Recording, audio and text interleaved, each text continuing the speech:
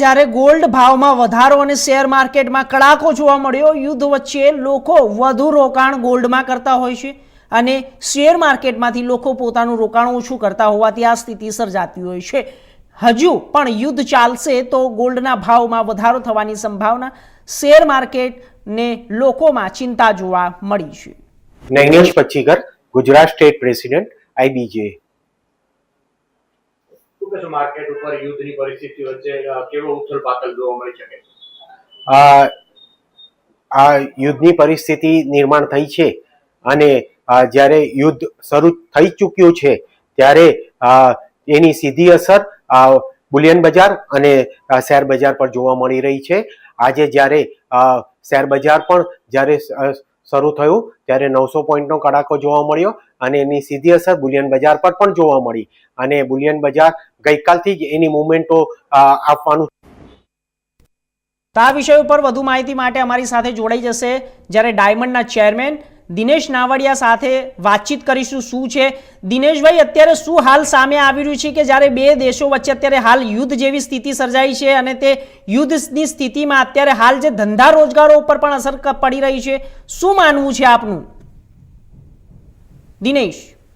યુદ્ધના કારણે જે પરિસ્થિતિ ઊભી થઈ છે એના કારણે જેમ્સ એન્ડ જ્વેલરી સેક્ટર ઉપર એક્સપોર્ટ ઇમ્પોર્ટ ઉપર ખૂબ મોટી નેગેટિવ ઇમ્પેક્ટ અત્યારે જોવા મળી રહી છે। જી, કારણ કે ઇઝરાયલ અને દુબઈ સાથે બંને કન્ટ્રી સાથે આપણે વેપાર ખૂબ સારી રીતે અને ખૂબ મોટી રકમમાં થતો હતો। 2024-25 ની અંદર ઇઝરાયલ આપણું જે ઇમ્પોર્ટ હતું એ હતું $259.27 મિલિયન અને આપણે 2024-25 થી ફેબ્રુઆરી 2026 સુધીનું આપણું ઇમ્પોર્ટ હતું $337.7 મિલિયન।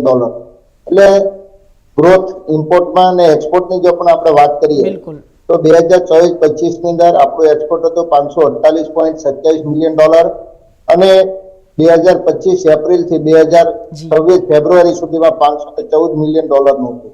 એટલે આંકડાકીય રીતે જોઈએ તો ખૂબ સારો વ્યવહાર આપણે ઇઝરાયલની સાથે કન્ટિન્યુટી આપણે કરતા હતા। બિલકુલ દુબઈ સાથે પણ આ આપણે ખૂબ મોટા પાયા પર થતો હતો। 2024-25 ની અંદર આપણે જે ઇમ્પોર્ટ કરેલું એ 9,151.36 મિલિયન નું અને જે આપણે એક્સપોર્ટ કરેલું એ હતું 7,768 મિલિયન। એટલે સ્ટેટિસ્ટિકલી ફિગરો ખૂબ વ્યવસ્થિત રીતે એનાલિસિસ કરીએ તો આપણને ખૂબ મોટો ટર્નઓવર કે રીતે આપણને જોવા મળે। બીજું, ફ્લાઇટો બંધ થતા જે કઈ રફ ઇમ્પોર્ટ ને એક્સપોર્ટ થતી હોય તે તમામ એક્સપોર્ટો અત્યારે અટકી ગયા છે કારણ કે દુબઈના મારફતે આપણે ઘણો મોટો કારોબાર એક્સપોર્ટ ઇમ્પોર્ટ વાયા દુબઈથી થતું હોય છે અને હાલ દુબઈ એ ખૂબ મોટું ટ્રેડિંગનું માર્કેટ છે અને આ ટ્રેડિંગનું માર્કેટ જ્યારે રફનું બંધ થાય ત્યારે એની રો મટીરિયલની સપ્લાય પર ચોક્કસ ઇમ્પેક્ટ ઊભી થાય।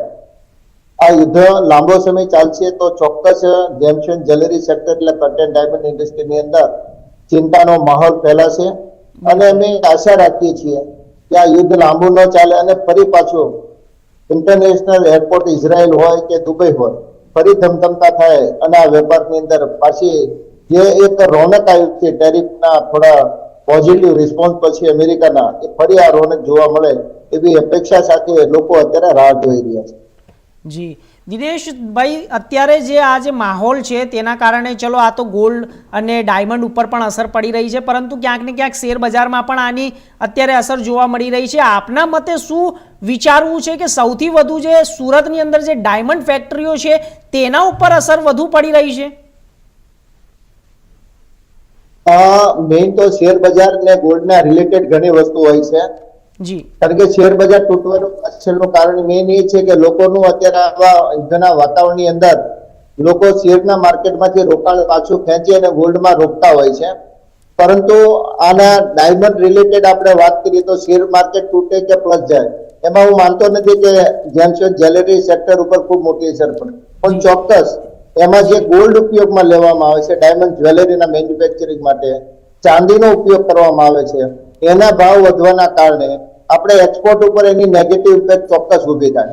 તો દિનેશભાઈ, અત્યારે જે આપને જણાવી દઉં કે આ સ્થિતિ જે છે યુદ્ધ જેવી સ્થિતિ, તો અત્યારે જે પૂર્વમાં થઈ ગયેલા જે વ્યવહારો છે તેના ઉપર કોઈ અસર પડશે જ્યારે કોઈ પેમેન્ટ અટકાયેલા હોય કાં તો પેમેન્ટ મોકલવાના હોય એવી કોઈ સ્થિતિ?